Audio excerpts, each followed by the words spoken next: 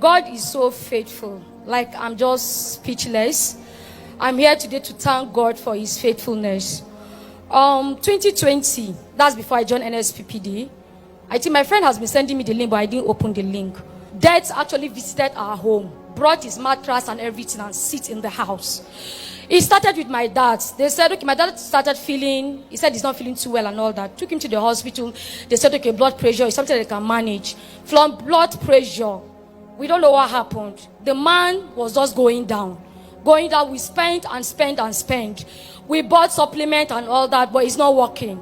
To an extent, my dad was paralyzed, lost his sight, lost consciousness, and behold, my father died. That was August. We thought we've rested. My elder brother, not knowing when my dad was sick, traveled to Jos. He traveled not knowing that when my dad was sick, he had an encounter with confrontation with one of my uncle, that they were asking for document when my dad was still alive. My brother said, my dad is still alive and you're asking for document. They said they want bank document and house property. So I think they has confrontation and all that. So that my uncle, my dad's stepbrother, now told my brother that you will not step your leg in Jos again. I was not aware of that. Immediately we buried my dad. My brother started the same thing.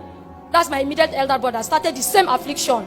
The weight, blood pressure, paralyzed, he went blind and all that. Well, nothing we did not do. My brother-in-law said, okay, let's bring him from Niger State to Kaduna. We brought him and we took him to military hospital. He was on life support. He was getting worse. He died. My brother-in-law that was taking care of him, that brought him all the way from Niger, that's my brother-in-law, that married my younger sister. The same affliction, immediately my elder brother died. The same affliction from blood pressure, he went blind, he was paralyzed. The same affliction, before you know, my brother-in-law died February. One of my friends now said, Victoria, I've been sending you a link. So I did, she said, I've been sending you a prayer link. Please, can you connect because this is becoming too much. Immediately, I click on the link. I now saw Pastor Jerry. Oh God, I said, this is where I'm supposed to be all this while. Pastor, now, there's a word. He said, not under my watch. He said, you will not lost, you will not bury and you will not be buried. He said, we will not service negativity with our money.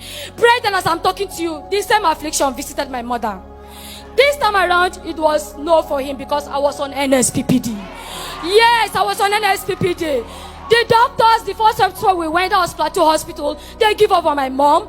They said because they couldn't know what was wrong with her, they said, okay, there's because she has not eaten for 3 months, it's the same affliction. No? They said, okay, they're suspecting maybe there's a growth or maybe cancer growth, kidney, all the negativity. They put it on her. So then they've given up on her. They now refer us to Jude University Hospital. The ward they took us to is where people die every day.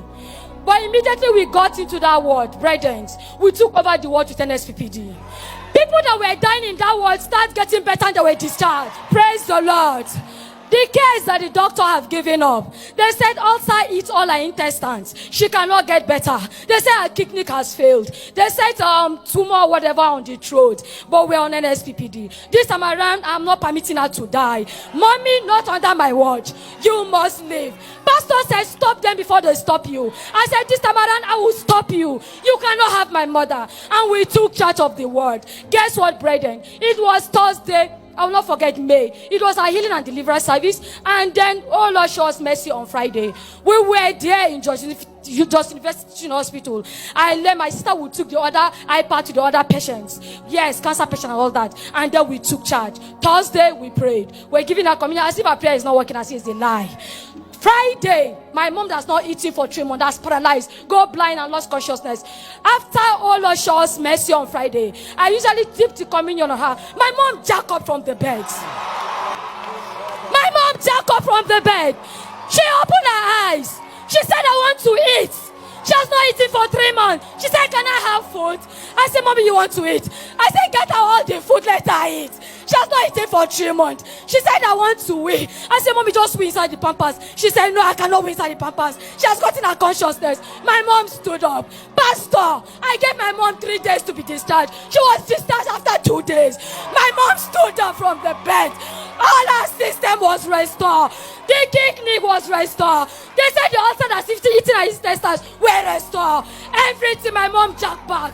Now she can walk. Total restoration. The devil is indeed a bastard. What God cannot do does not exist. Thank you, Pastor.